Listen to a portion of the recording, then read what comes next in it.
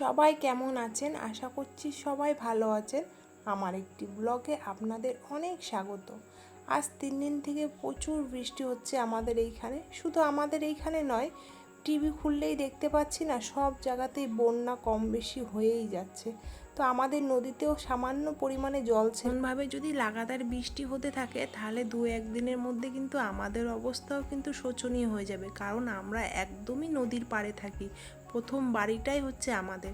তো নদীতে একটু জল ছাড়লে না আমাদের মনে ভীষণই আতঙ্ক হয়ে থাকে। সারা বছর কিন্তু নদীতে একটুকু জল থাকে না, কিন্তু এই বন্যার সিজনে বৃষ্টি হলেই না নদী পুরো ভরে যায়, আর নদীর রূপটাই না পুরো আলাদা হয়ে যায়, ভয়ঙ্কর হয়ে যায়। যাই হোক, ঠাকুরের কাছে প্রার্থনা করি যেন সবাই ভালো থাকে, যে যেখানেই থাকুক সবাই যেন সুস্থ থাকে, বন্যার কবল থেকে যেন ভগবান সবাইকে রক্ষা করে। আমরা যেহেতু নদীর একদম পাশে থাকি, তাই আমরা জানি বন্যা হলে কেমন মানুষের পরিস্থিতি হয়। একবার 2000 সালের বন্যাতে জানেন তো, আমাদের এখানে আমাদের অবস্থাও কিন্তু ভীষণ শোচনীয় হয়ে গেছিলো। আমি তখন অনেক ছোট, কিন্তু এখনও আমার সমস্ত কিছু চোখে যেন ভাসে। বড় বড় গাছগুলো কেমন দমড়ে মুচড়ে জলের ভিতর চলে যাচ্ছিলো, তারপরে বড় বড় বাড়িগুলো সব ভেঙে যাচ্ছিলো। তো বন্যার কথা এখনও শুনলেই না মনের মধ্যে একটা আতঙ্ক থেকেই যায়। সকালে দাদা এই ইলিশ মাছটি বাজার থেকে এনেছে। তো আপনারা আমার ভিডিও দেখে বুঝতেই পাচ্ছেন যে আমরা কতটা ইলিশ প্রেমী। তো শুধু আমি না, আমার মতো অনেক বন্ধুরাই আছে যারা ইলিশ মাছ খেতে ভালোবাসে।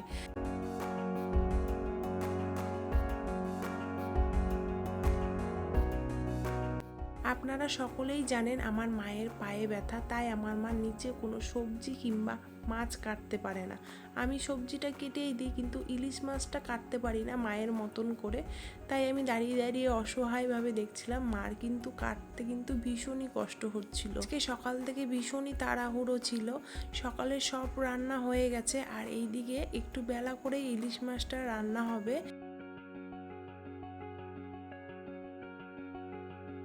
আমার কিন্তু ইলিশ মাছ কাটা দেখতে ভীষণই ভালো লাগে। মা কি সুন্দরভাবে ইলিশ মাছটাকে কেটে রেডি করে দিল, আপনারা একবার শুধু দেখুন। আর এইদিকে আমার বাবা একবার কি মেরে দেখে গেল আজকে কি রান্না হচ্ছে। তো দেখে ভীষণই মুচকি মুচকি হাসি দিয়ে চলে গেল। ইলিশ মাছটা দেখে আমার বাবাও ভীষণ ভালোবাসে ইলিশ মাছ খেতে। এদিন যেহেতু সর্ষে ইলিশ হয়েছিল, আজকেও সর্ষে দিয়েই হবে, কিন্তু আজকে সর্ষের সাথে থাকবে পোস্ত, আর মাছটা হবে ভাপা। তো আপনারা ভাববেন আমি বললাম মাছ ভাপা হবে, আর এইদিকে আবার মা মাছ ভাজছে। হ্যাঁ, আমার মা না একটুও কাঁচা মাছের ভাপা খেতে পারে না, তাই মাছটাকে একবার হালকা করে ভেজে সেটাকেই ভাপা দেওয়া হবে। আর এমনভাবে খেতেও কিন্তু ভীষণ স্বাদ হয়, আমার তো বেশ ভালোই লাগে।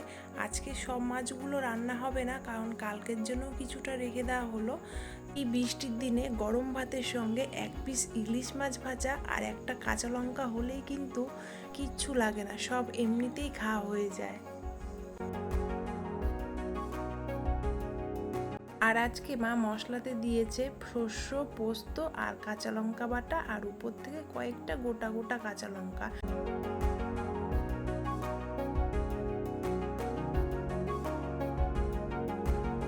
দেখে তো মনে হচ্ছে এখনই রেডি হয়ে গেছে, এত সুন্দর কালারটা হয়েছে, ভীষণই সুন্দর হয়েছে। আমার তো দেখে বেশ ভালোই লাগছিল।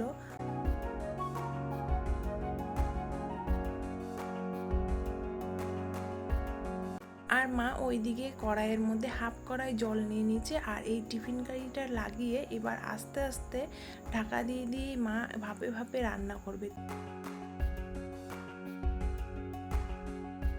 মাছ ভাপাটা হতে থাকুক, আর আমি ওইদিকে দেখে আসি আমার ছোট্ট আদিদেব কি করছে। হয়তো দুষ্টুমি করছে দাদুর সঙ্গে, নাই তো বৃষ্টিতে হয়তো জল নিয়ে খেলা করছে, দুটোর মধ্যে একটা করবে, তাই ওকে একটু দেখে আসি।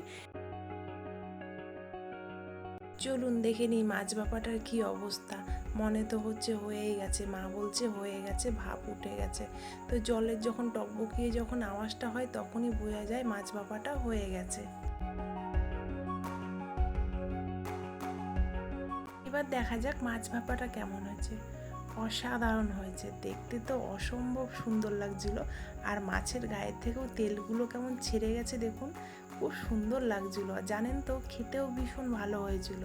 তো আমি তো গন্ধই পাচ্ছিলাম, ঢাকনাটা যখন মা খুললো তখন নাকে একটা হালকা গন্ধ আসলো।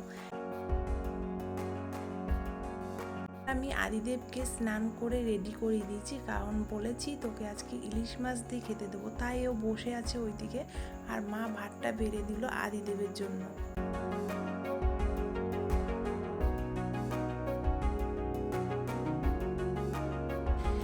শোনা, এটা কি এনেছি দেখ। কি? হ্যাঁ, ইলিশ খাবে? সূর্য খাবে? ইলিশ খাবে? এখন বাজছে রাত্রি 10টা, আর এদিকে দাদা এসেছে, তাই দাদাকে আমি ভাতটা বেড়ে দিচ্ছিলাম। রেখেছিলাম ভাতের সাথে ডিম আমলেট, আলু সিদ্ধ আর ইলিশ ভাপা। আর ও কিন্তু বেশ ভালোবাসে ইলিশ মাছ খেতে।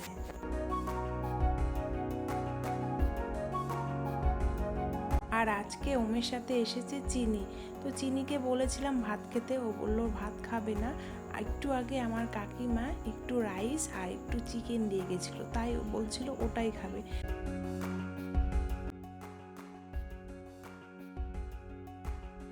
সবাইকে এদিকে আমি আস্তে আস্তে খেতে দিয়ে দিচ্ছি। আর দাদা আর মা আজকে বিয়ে বাড়ি ছিল, সেখান থেকেই খেয়ে এসছে।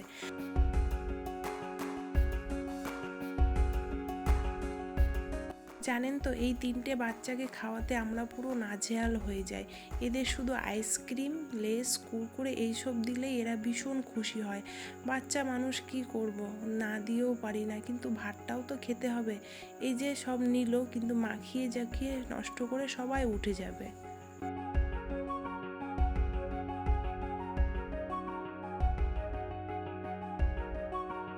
এদিকে সবাইকে খেতে দিয়ে এবার আমিও বসে যাব, কারণ রাত অনেকটাই বেজে গেছে, সবাইকে ঘুমাতে হবে। আর এদিকে আদিদেব কিন্তু বিয়ে বাড়িতে গেছিলো মায়ের সাথে, কিন্তু শুনলাম কিছুই খেয়ে আসেনি, শুধু আইসক্রিম খেয়ে এসছে। তাই আমাকে আবার নতুন করে খাওয়াতে হবে। তো আপনাদের অনেক ধন্যবাদ আমার ভিডিওটি দেখার জন্য। আবারও কোনো অন্য ভিডিওতে আপনাদের সঙ্গে খুব তাড়াতাড়ি দেখা হতে চলেছে। আপনারা ভালো থাকবেন, সুস্থ থাকবেন।